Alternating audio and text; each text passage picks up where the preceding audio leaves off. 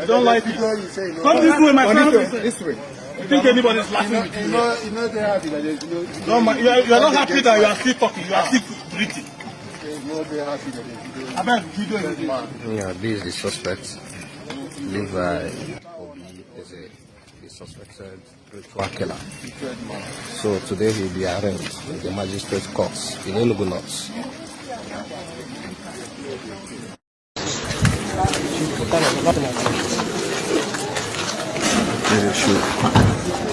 Fine.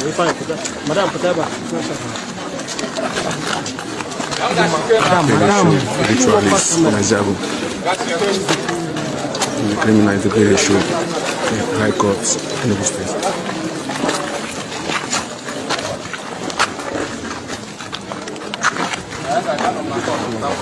Nadine